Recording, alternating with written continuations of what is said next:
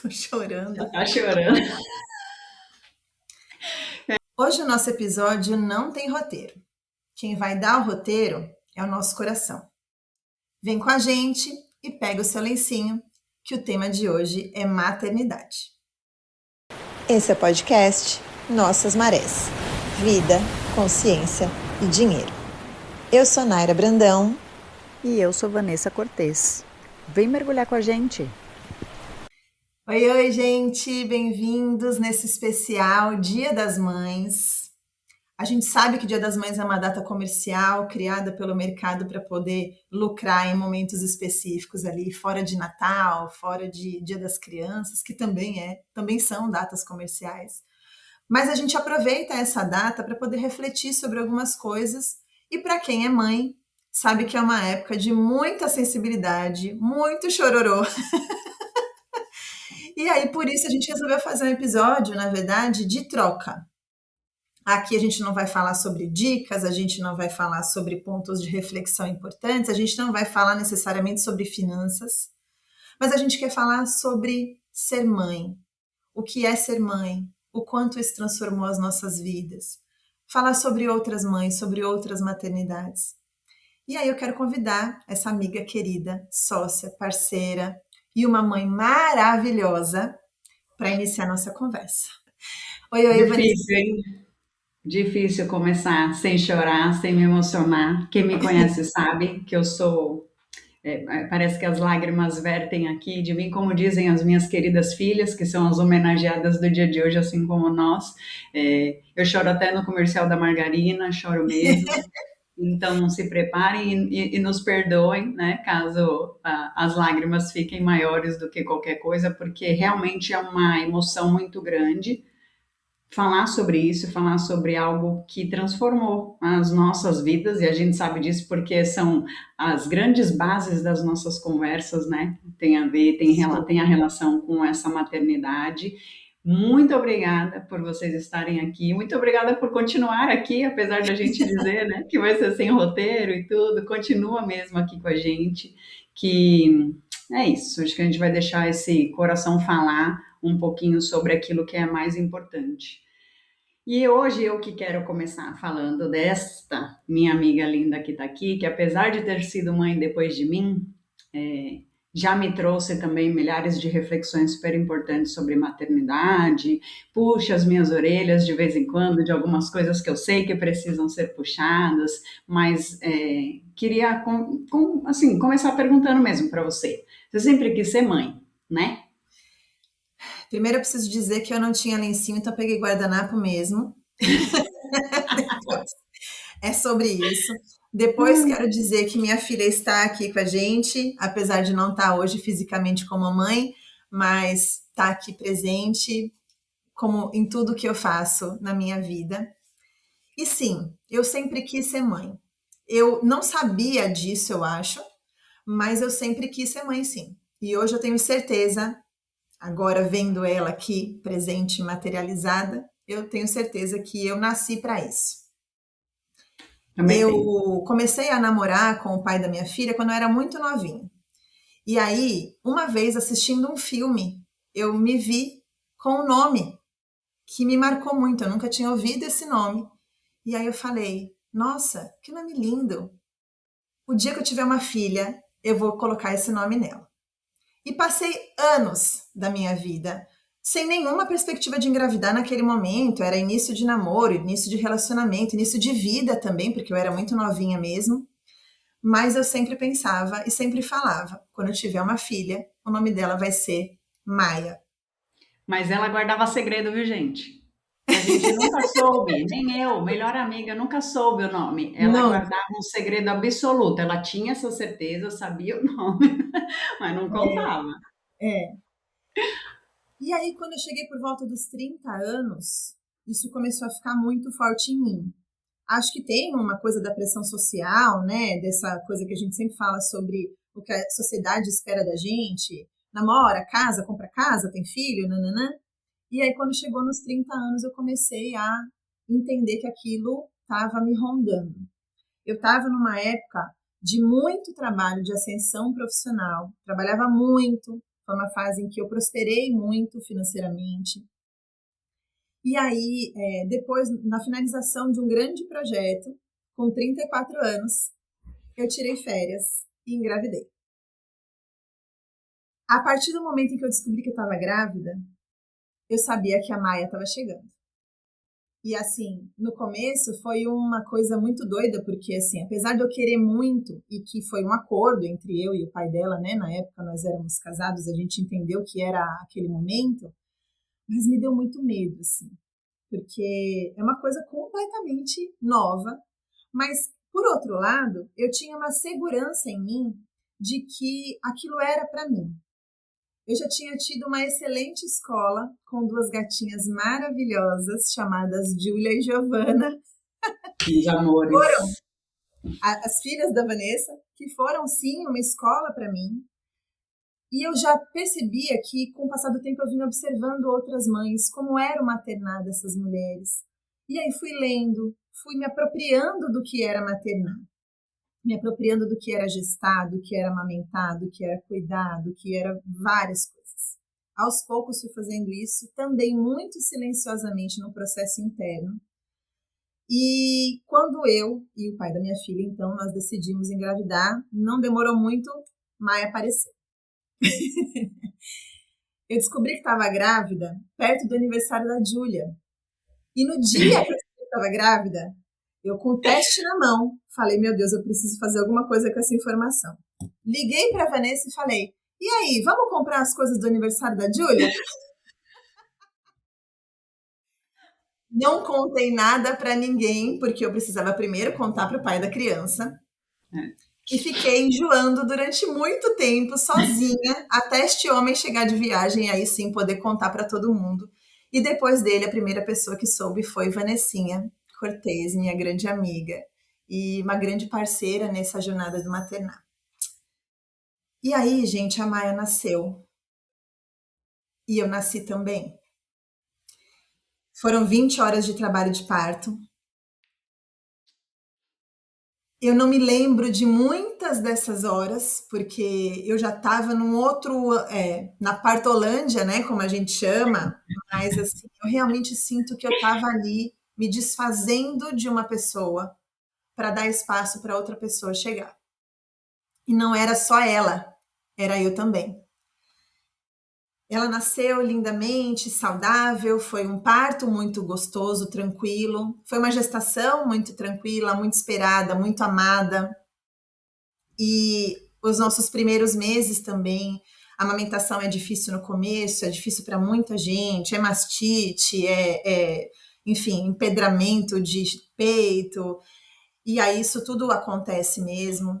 Acontecem pequenas coisas que trazem insegurança pra gente. E fui contar com uma mãe em quem eu confiava muito, uma mãe já experiente, mãe de duas, que tinha, claro, os medos dela, as coisas dela, mas que era ali meu ponto de apoio, minha mãe que era ponto de apoio ali. A Maia me revirou do avesso. Vocês estão me vendo hoje de batom vermelho? Mas eu não usava isso antes. Verdade. A Maia saiu de dentro de mim e de dentro de mim também saiu uma mulher feminina que não existia.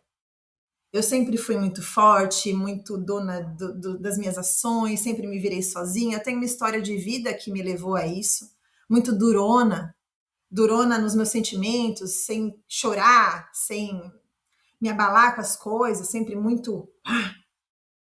E a Maia me ensinou a ser vulnerável. A Maia me mostrou que eu podia sim chorar, que eu podia sim sentir medo e falar deles, que eu podia impor limites, que eu podia dizer não.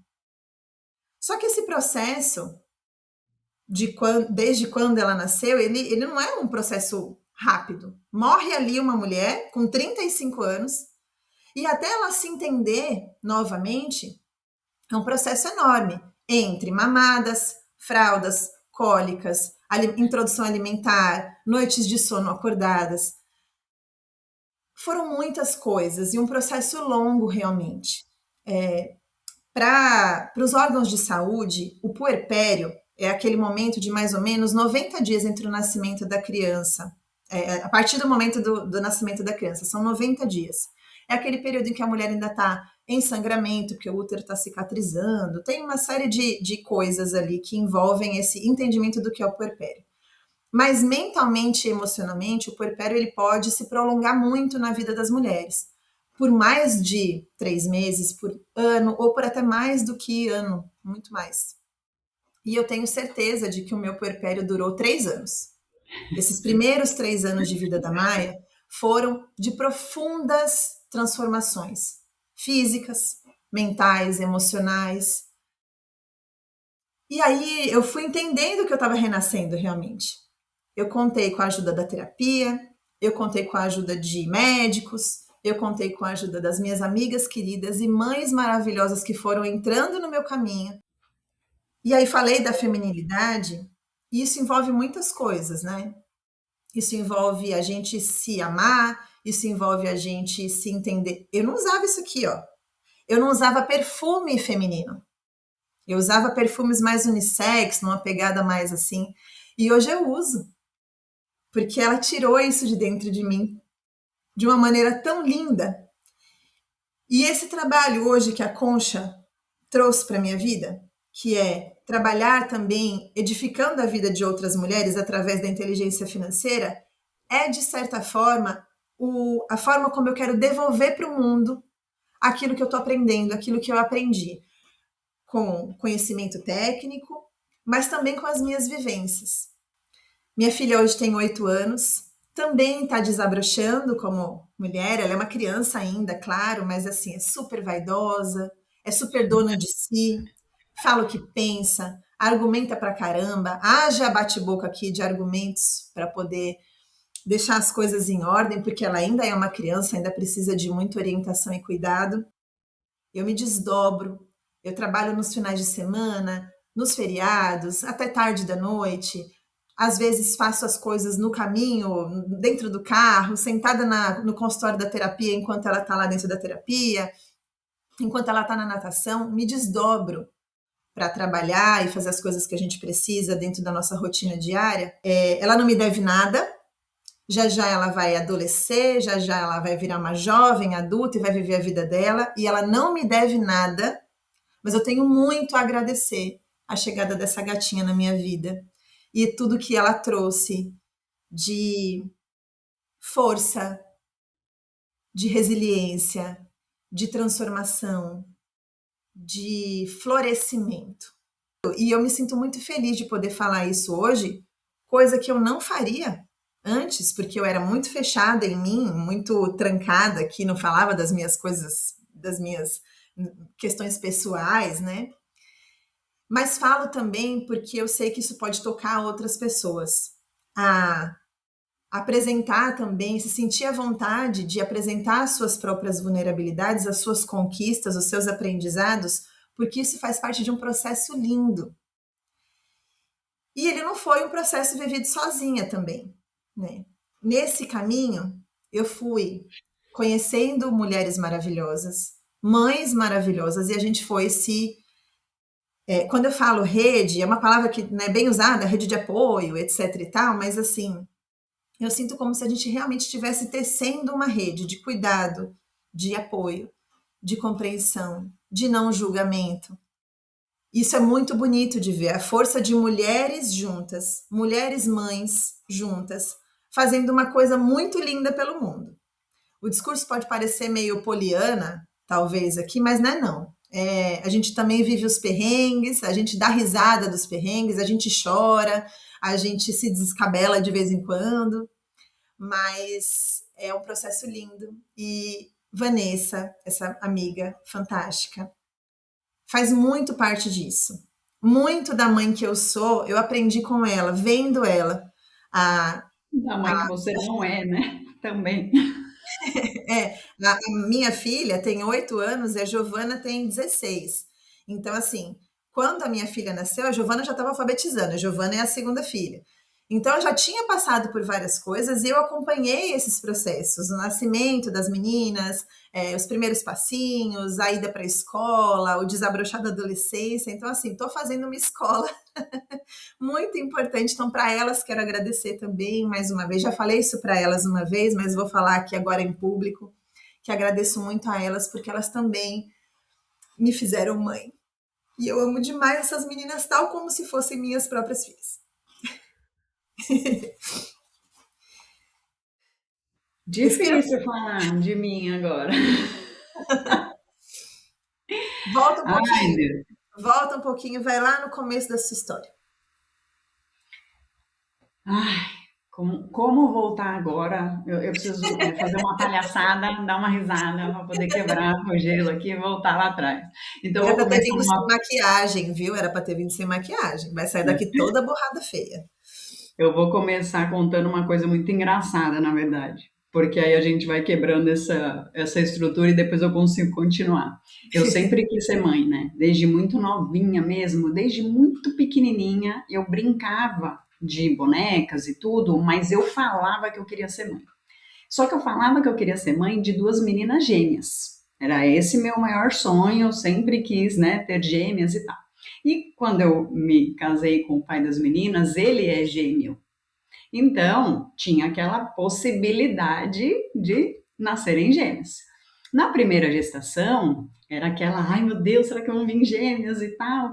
E aí, Júlia, uma menina, já fiquei super feliz, vou ter uma filha, era aquilo que eu queria e tal. Só que na segunda gestação, eu tinha duas perguntas na hora do primeiro ultrassom. A primeira era se o bebê estava bem. E a segunda era se era um só. Pelo amor de Deus, tem que ser um só. Agora eu não quero gêmeo de jeito nenhum. De jeito nenhum, porque, como a Nayara falou, né? Existem muitas coisas boas na maternidade, mas eu também passei por muitos desafios na maternidade da Júlia. E foi muito rápido, foi uma na sequência da outra. Se eu chegasse nesse, porque o puerpério da Naira durou 3 anos, o meu encaixou um no outro e Um no foi outro. embora, né? Então, se eu tivesse mais gêmeos na segunda gestação, eu acho que ali, naquela notícia, eu já ia falar: olha, alguém já pode me internar, por favor, que eu não vou dar conta. Porque existe uma coisa entre nós duas, né? A gente tem uma tentativa muito grande de ser perfeita, de fazer melhor. Imagina tentar fazer o meu melhor, que já não era muito bom por conta de todos os desafios, e ainda virem, né, mais duas crianças. Graças ao bom pai, né? Deus só dá a cruz conforme a gente consegue carregar. Então, eu acabei, né, realizando esse sonho de ser mãe de duas meninas, Quase gêmeas. quase gêmeas, muito próximas umas das outras, e já aí com 18 anos de maternidade, que também me transformaram, também sei lá, me levaram para lugares que eu nunca tinha imaginado.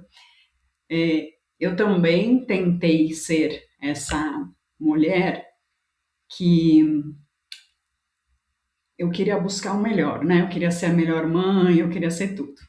Diferente da minha amiga querida, que eu admiro muito, inclusive como mãe, na minha época a internet ainda era daquela que você colocava o plugzinho no computador e ele ficava entrando, aquele barulho horroroso que fazia no nosso computador. Eu não tinha muito acesso, né, a muitas informações. Teve coisas que ela falou para mim na gestação dela que eu ficava pensando, nossa, eu nunca nem tinha pensado nisso. Nossa, eu nem sabia que era esse o nome dessa coisa que rolou comigo. Então, assim, foram momentos muito diferentes, né, das nossas maternidades. A própria minha primeira filha teve intolerância à lactose, né, tem a intolerância à lactose, e na época ninguém falava sobre isso. Então eu fui chamada de maluca por diversos médicos de emergências, de estar desesperada porque minha filha não parava de chorar, de mexer as perninhas, e eles falavam, isso é cólica, mãe, é cólica. como se a gente não soubesse que aquilo que aquela criança está sentindo, que eu estou acompanhando aquela minha filha todos os dias, está além do que é considerado algo normal. Então, eu ainda vivi duas gestações de dificuldades que hoje não se vive mais, né? Hoje, essas redes de grupos do WhatsApp de mães, para tudo, né? Para trocas, para conversas, para venda de roupa, isso não existia na minha época, né? Na época que eu tive as meninas, isso não existia. E não que isso tenha sido ruim, né? Que cada um dentro dos seus pontos, mas fez falta, né? Fez falta. Eu acho que eu recebi um livro sobre o sono do bebê na primeira gestação da Júlia, né? E aí aquele livro me levou para um lugar muito pior, porque a minha prima seguiu o roteiro do livro e o bebê dela era certinho. A cada 2 horas ele comia, fazia xixi, faz cocô, troca a fralda, não sei o quê, mama, bota o bebê lá e ele mesmo dorme sozinho.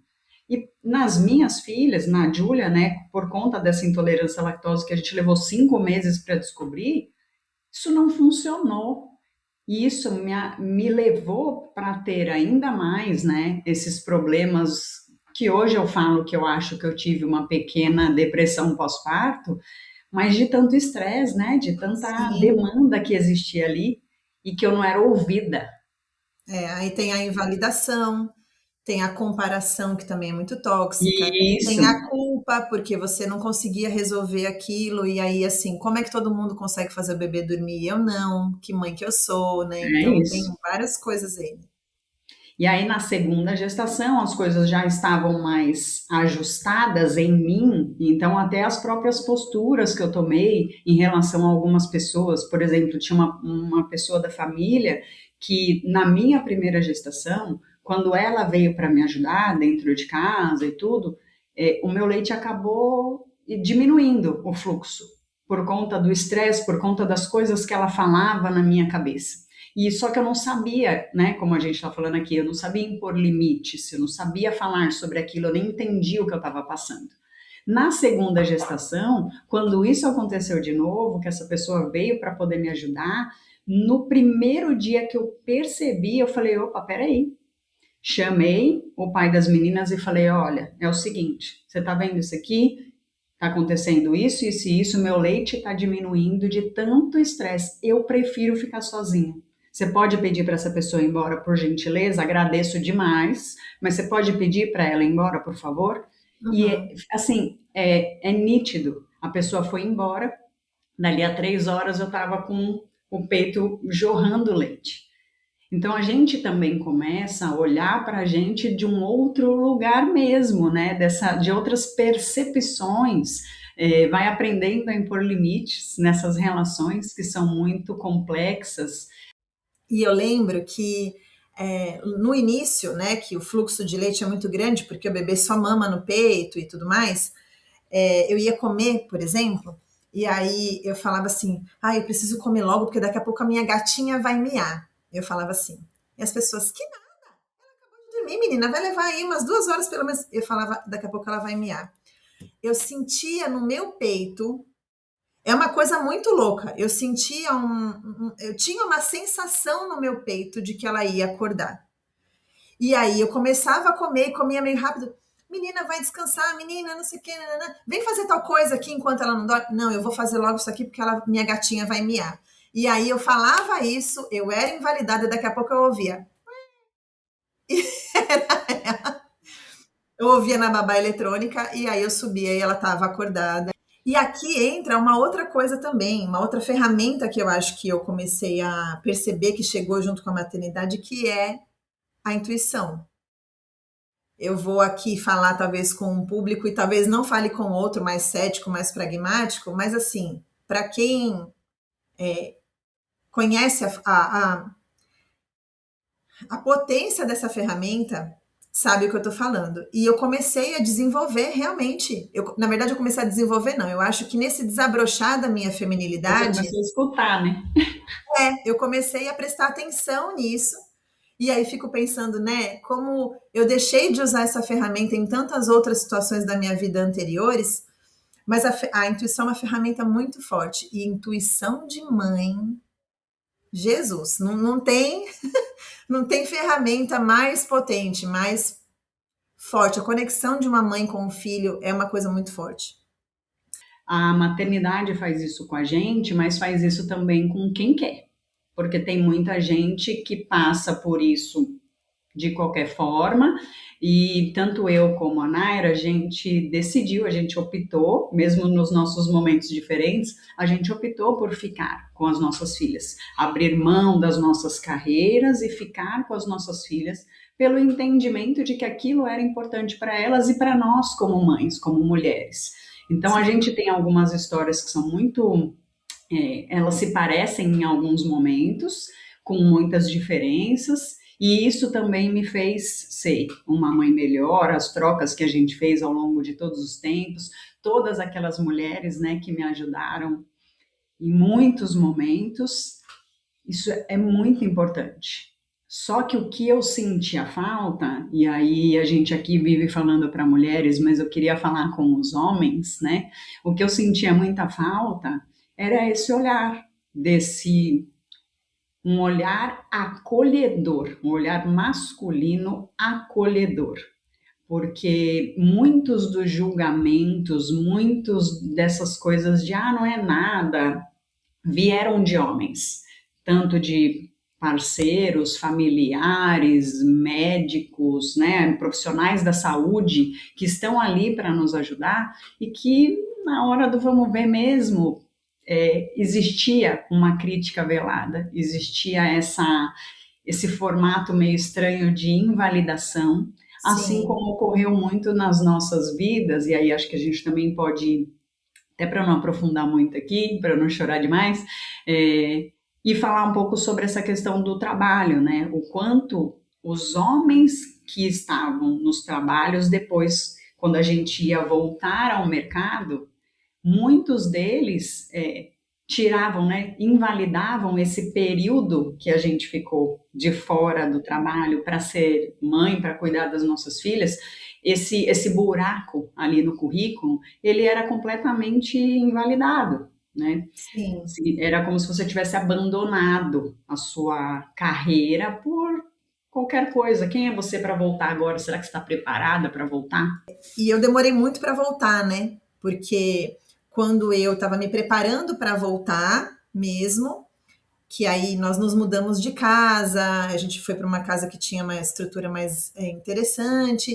Aí eu falei, não, beleza, a gente vai mudar de casa, eu arrumo as coisas na casa, ajeito a casa, e aí vou fazer a adaptação dela na creche, no berçário, que ela tinha 1 ano e meio, mais ou menos, 1 ano e 8 meses.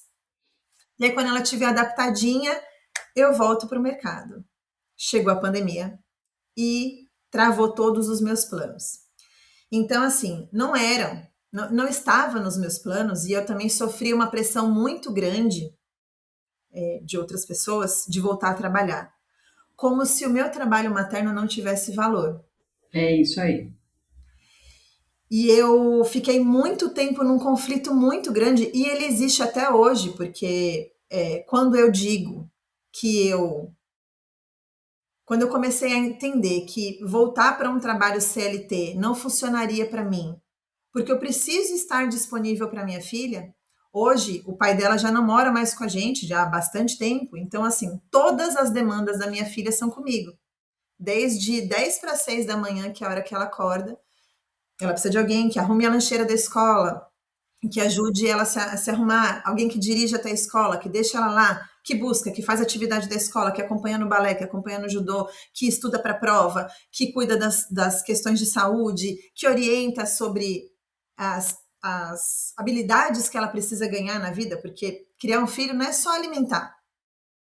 E tem muita gente que reduz o trabalho materno a como é que você não consegue fazer nenhuma outra coisa? Você só é mãe? Eu ouvi tantas vezes isso. E eu falava assim, sou só mãe. Quando, na verdade, ser mãe vai muito, assim, para esferas enormes de cuidado invisível, de trabalho invisível, trabalho invisível e não remunerado. Existe hoje um movimento, depois de tantos anos, né, que a gente vem discutindo sobre essas coisas, e mulheres e milhares e milhares e milhares de mulheres passando por processos muito complicados, hoje o trabalho materno começa a ser reconhecido como um trabalho, de fato, o trabalho de cuidado.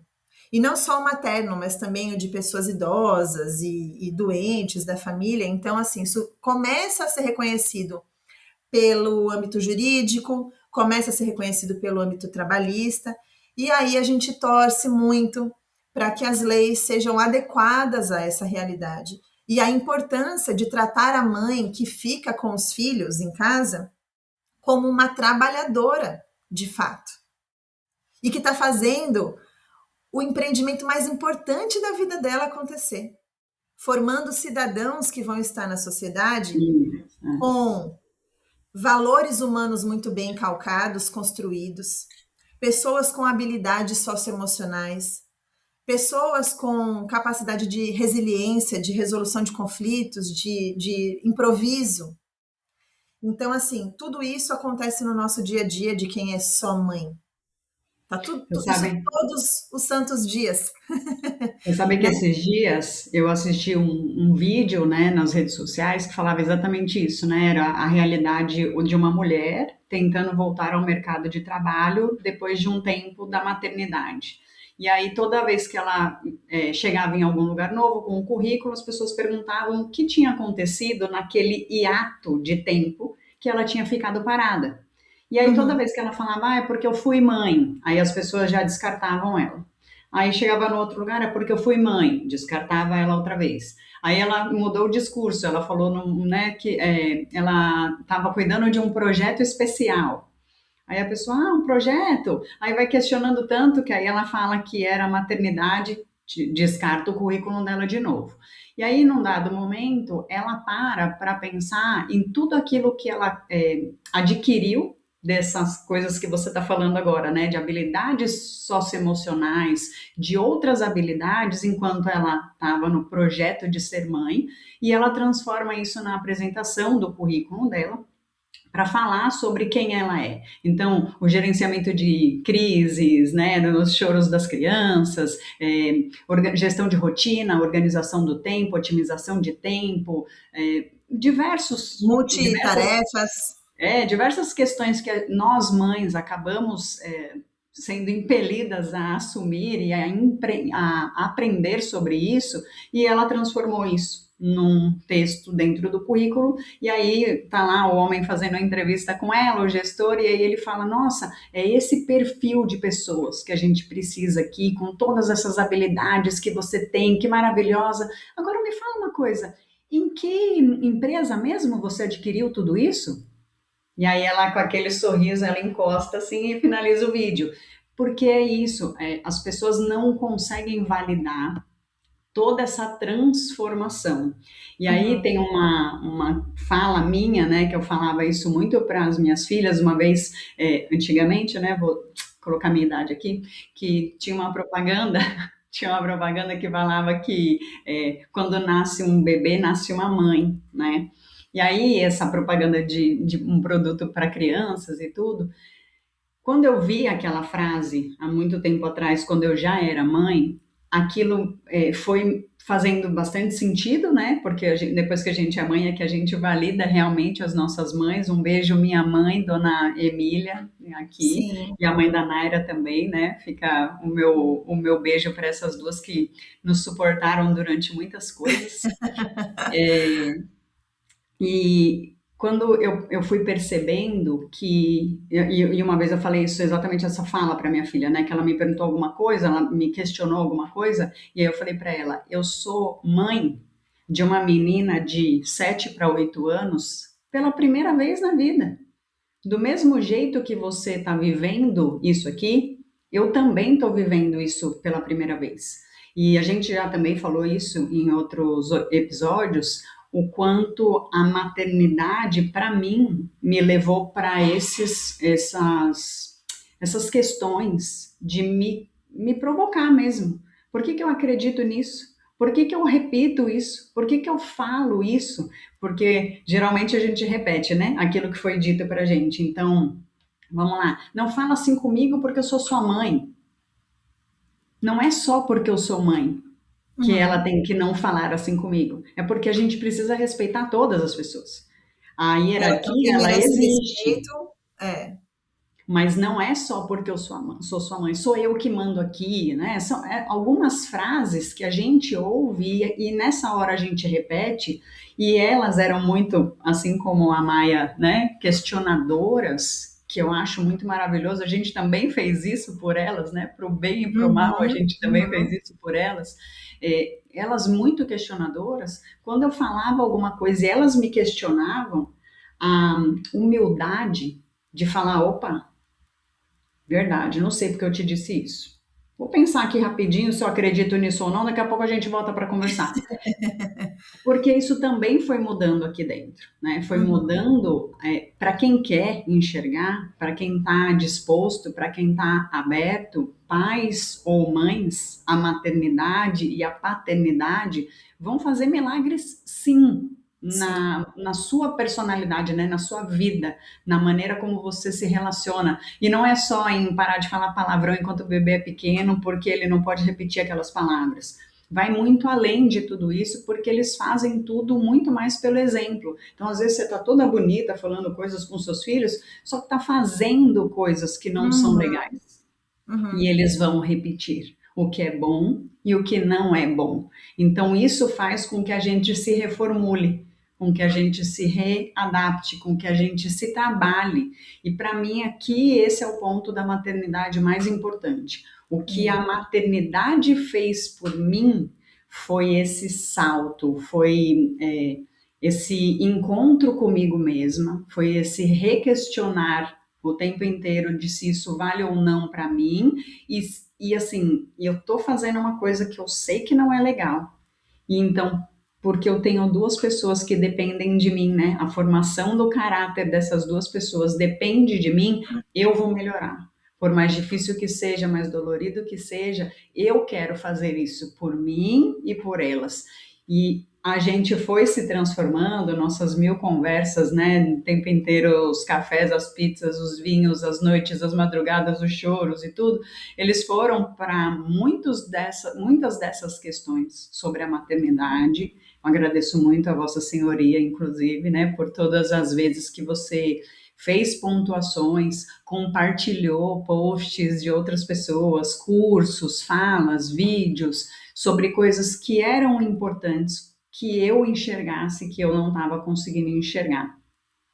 E não sei se você quer falar mais alguma coisa aqui. Eu, eu queria falar uma coisa, mas eu esqueci. Porque eu sou uma mãe cansada que dorme pouco. Não, tô brincando. Hoje a gente vive uma realidade social em que muitas pessoas estão optando por não ter filhos. Muitas pessoas, uma geração inteira que não quer Sim. ter filhos. Existem países em que a taxa de natalidade caiu muito e que o governo, por exemplo, na China, existem outros países também, mas que incentivam as pessoas a ter filhos com incentivos sociais, né, tipo Bolsa Família, assim, mas num outro contexto de estímulo à natalidade. E eu consigo entender, por um lado, que essas pessoas que estão dizendo hoje que optam por não ter filhos é porque elas viram as suas mães, as suas avós, as suas tias se esvaindo por conta da maternidade. Elas viram o quanto a maternidade é desrespeitada, é invalidada, até pelos os próprios pais dessas crianças. Fora aqueles que vão embora, né? Fora esses que vão embora, viram as costas e se mandam e deixam para a mulher a carga única de cuidar daquele ser humano ou daqueles seres humanos. Então eu entendo que muita gente esteja optando por isso, de certa maneira, por um medo de se perder de si, de se esvair, de se esvaziar, porque a maternidade faz muitas vezes isso mesmo. Especialmente quando o bebê é muito pequeno, porque é muito demandante, quem mama no peito, às vezes tem uma questão de saúde, uma alergia, como foi com a Juju, né, a lactose, então assim, não pode comer qualquer coisa, o lanche da escola tem que ser diferenciado, as crianças que são APLV, né, que não é intolerância, é alergia mesmo, é super complexo. Mães APLV aqui vão saber se identificar muito bem com essa situação. E aí eu consigo entender muitas... tem outra coisa. Políticas públicas, falta de creche, licença maternidade, empresas que não conseguem ter flexibilidade para a mãe poder trabalhar na empresa e ter um bebezinho em casa, creches com horários mais flexíveis, porque essa mãe precisa se deslocar, trabalhar 8 horas por dia e se deslocar de novo para buscar a criança na creche, precisa de no mínimo 10 horas. Que lugar, que escola ou creche funciona nesse tempo mais elástico ou até mais tarde? E a gente nem está falando desses atípicos de crianças que tenham algumas necessidades que vão além, né? A gente nem está entrando nisso ainda. Exatamente. Tem as mães atípicas que vivem realidades muito mais difíceis, assim. Hoje eu sei que eu passei por um processo pessoal muito complicado, porque com a minha filha com 3 anos de idade, eu passei por um processo de separação, estava vivendo um processo de uma doença, uma crise depressiva, um processo super complicado, né, assim, mas ainda assim eu consigo reconhecer os meus privilégios, eu consigo reconhecer que eu tinha um carro, eu consigo reconhecer que a minha filha é extremamente saudável e acabou de chegar. E aí eu quero dizer isso para as pessoas que ainda estão na dúvida ou que teoricamente já decidiram sobre não ter filhos, mas não existe nenhuma ferramenta de aprimoramento e crescimento pessoal mais forte, profunda, visceral do que ter um filho. Não existe. Você experimenta um amor que você não tem noção do tamanho que é. E eu preciso dar uma pausa aqui, porque eu preciso dar um beijinho na minha filhinha que acabou de chegar. Pode ser? Mas ela vai. Olha que coisa mais linda. Oi. Oi. Seja bem-vinda. Você estava falando de você acredita? E você vai falar oi para mim também? Ó, fala aqui com a tia Vanessa. Oi, tia. Tudo bem, meu amor? Eu estava falando do quanto eu sou feliz por ser sua mamãe. Mas eu não posso não falar sobre outras mães que permeiam o meu caminho. A começar pela minha própria mãe. A começar pela minha avó materna, que foi uma presença materna também muito presente na minha vida. Minha mãe teve uma porção de limitações, digamos assim, mas ela deu tudo o que ela pôde para criar a mim e aos meus irmãos. Tudo o que ela pôde. Hoje eu olho para ela e consigo ver o quanto ela se perdeu de si, o quanto ela abdicou para poder nos dar o mínimo conforto possível, o quanto ela batalhou. E eu me sinto muito honrada, porque apesar de não perfeita, e nenhuma mãe já fica esse spoiler aqui, né? Ela deu tudo o que ela pôde para fazer da gente boas pessoas, com bons valores, pessoas que estudaram, pessoas que trabalharam. Se eu, com 17 anos, comecei a dar aula de inglês, foi porque eu enchi o saco dela para pagar um curso para mim. E eu sabia que ela não podia pagar. Eu sabia que seria um esforço grande para ela. Mas ela foi e pagou. E aí eu estudava muito, era sempre a aluna que tirava as notas 10 nos cursinhos, e aí com isso a gente conseguia negociar bolsa e tudo mais. E foi assim que eu consegui estudar inglês quando era adolescente. Hoje eu também me sinto nesse lugar. Qual a diferença? Que eu me sinto aberta para dizer para minha filha quando eu erro. Acho que a gente vai adquirindo essa capacidade de ir se melhorando, ainda que a gente sabe que a gente vai errar em alguma coisa. Minha filha vai ter algo para falar sobre mim na terapia dela, com certeza, porque eu não sou perfeita. E aí ela é também fruto dessas maternidades. Então eu tenho aqui muito a agradecer a minha mãe, a minha avó Maria José, minha mãe Antônia, minha avó Maria José, minha amiga Vanessa, a mãe da minha amiga Vanessa, a dona Maria Emília, maravilhosa, uma mãe leoa, era leoa até nos cabelos, maravilhosa. Ela vai me matar, quando quando ela ouvi isso, Ela gosta. que é mãe de filhos biológicos, mas também é mãe por via de adoção e me mostrou o quanto o coração de uma mãe é capaz de amar, independente de que via de maternidade. Se é biológico, se nasceu por cesárea, se é parto natural, se é por adoção, não importa. O coração de uma mãe está sempre pronto para amar e amar e amar mais. Tenho mães amigas por adoção, tenho mães amigas que optaram por fazer cesárea, tenho mães amigas que ficaram lá horas e horas e horas em trabalho de parto que nem eu, outras que cuspiram o menino, fez 2 forças, o menino nasceu. E todas elas formaram a mãe que eu sou. Então eu quero agradecer a todas vocês, eu poderia dizer muitos nomes aqui. Hoje eu tenho mães que me acompanham no meu maternar diário aqui, dá carona para minha filha, fica com ela quando eu preciso fazer alguma reunião ou que eu vou chegar mais tarde, busca lá na escola, assim como eu também faço isso com os filhos das minhas amigas, e a gente vai fazendo essa troca e essa construção. Então, meu muito obrigada por todas vocês. Toda a minha admiração e o meu respeito a todas vocês pelo trabalho lindo que vocês fazem. Vocês são mulheres fortes, vocês são mulheres resilientes, vocês me inspiram. E eu carrego cada uma de vocês aqui nessa ferramenta de maternar. Eu vou usar a desculpa de que temos pouco tempo, porque eu não consigo falar de todo mundo, porque eu vou desaguar aqui. Vou agradecer a minha querida sócia por ter falado da minha mãe, por ter falado das minhas filhas, porque eu também não consigo falar aqui. Então, vou até tirar o óculos, né? Porque aí a pessoa começa a ficar muito emocionada.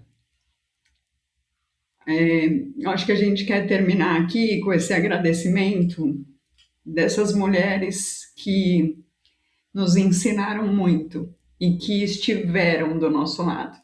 Então, minha mãe é muito parceira, né? A gente sempre foi muito parceira.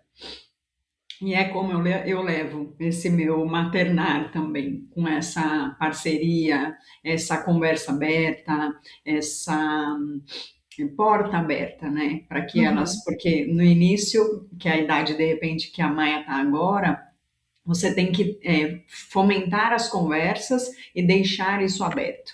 E em um dado momento dessa pré-adolescência louca, a gente às vezes não consegue fomentar as conversas, mas a gente pode deixar as portas abertas, os caminhos já construídos para que eles possam acessar esses caminhos e que a gente esteja muito atenta para nestes momentos, que são sempre aqueles momentos que a gente está cansada, que a gente está ocupada, mas se o adolescente veio até você, né, veio para te falar qualquer coisa que seja, eu aprendi muito isso.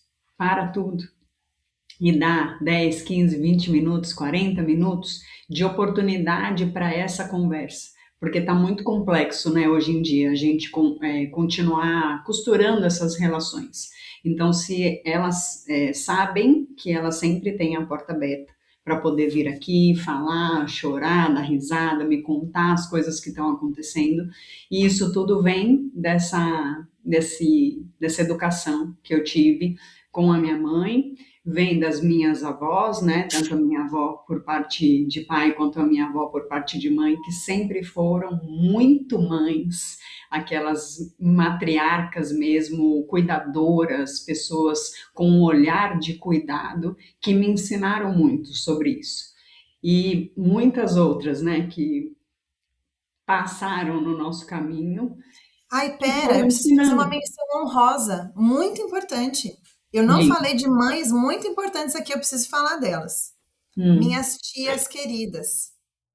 Tia Sô, que já está lá no céu. Ai, meu Deus, vou conseguir falar? Tia Alice, tia Vera, que foram mães também, porque elas eram a rede de apoio da minha mãe. E numa fase de muitas dificuldades financeiras que a minha família viveu, meu núcleo familiar viveu, minhas tias maternaram a gente também muito. Tia Terezinha, tia Thalita, muito obrigada. Muito, muito obrigada. porque eu sou um pouco vocês. Outro dia, uma prima minha, eu postei um vídeo das crianças aqui do meu condomínio lavando o meu carro. Eu fiz uma brincadeira com eles, dei R$ 2 para cada um, e todo mundo foi lavar meu carro. E aí minha prima mandou uma mensagem assim: você é a tia mais legal do condomínio. E eu falei sim, porque eu tenho as melhores tias. Então, assim, muito obrigada. Tia Glória, as tias do Ceará, que a gente não se via, não via sempre, mas toda vez que via era uma festa, tia Inês, tia Nazaré, muito obrigada também. E obrigada às tias da minha filha. Obrigada também a uma outra mãe muito importante, muito, que eu não posso deixar de falar, que é a minha, eu não posso chamar de ex, né? Juridicamente não existe, mas eu preciso falar da minha ex-sogra, né? Da avó da minha filha.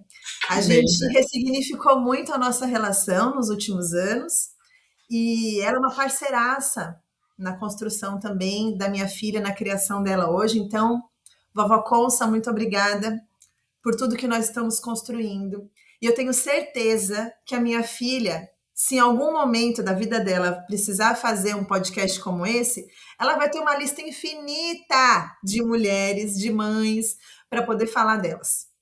Então, ai, gente, difícil, né? Eu quero só falar um nome aqui, só para não deixar de falar. Dona Lígia. Dona Lígia! Dona Lígia era uma vizinha muito, muito, muito querida, que acolhia a minha filha nas cólicas e dores, e enquanto ela embalava a minha filha, ela me acalmava. Então, além de acalmar uma criança, ela acalmava uma mãe. E eu não posso deixar também de lembrar dela aqui nesse momento. Agradecer imensamente, né, por todas as lições, por todas as falas, todo o carinho que ela e a família, né, toda a família sempre teve para com a gente. Um beijo a todas as mães que nos ajudaram, que passaram pelo nosso caminho, né? É difícil a gente também ficar falando sobre todo mundo aqui, esquecer de alguém, né? Esquecer de alguém. Tenho medo de esquecer de alguém, das minhas grandes amigas. Não falar da Jan aqui também é difícil, né? Mas vocês sabem quem vocês são, vocês sabem o quanto nos ajudaram a ser o que a gente é hoje, pessoas melhores, mães melhores, mulheres melhores.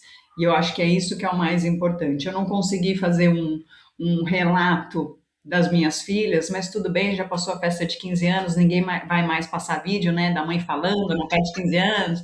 Então, assim, minhas filhas, meus amores, vocês sabem o quanto eu amo vocês e o quanto eu tenho eu admiro demais as mulheres que vocês estão se tornando e para mim é isso que fica dessa lição da maternidade. É isso aí. Gente, a gente precisa finalizar. Talvez esse tenha sido o episódio mais longo que a gente tenha feito. Teve um outro também muito longo recentemente, mas acho que esse aqui foi campeão. Obrigada por estarem conosco aqui. As mães que estão aqui nos ouvindo, se quiserem deixar seus depoimentos, os seus comentários, a gente vai adorar saber o que é que vocês sentem, né? Relatos pessoais, de coisas que vocês gostariam de dizer. Tenha um Dia das Mães com amor e com valor. Se sintam valorizadas pelo que vocês são. Pode ser que vocês não ouçam isso da boca de praticamente ninguém, mas saibam do tamanho do valor de vocês. Vocês são uma preciosidade. Muito obrigada a todas vocês por ouvirem a gente. Vamos enxugar as lágrimas aqui. Um beijo e até o próximo episódio. Tchau, tchau. Jesus. Não dá, não quero mais fazer isso. Nunca mais vai ter especial de nada aqui. Até que eu chorei menos do que eu imaginava. Eu tentei nem falar nada, não falei nada, que é para não chorar, porque eu não ia conseguir.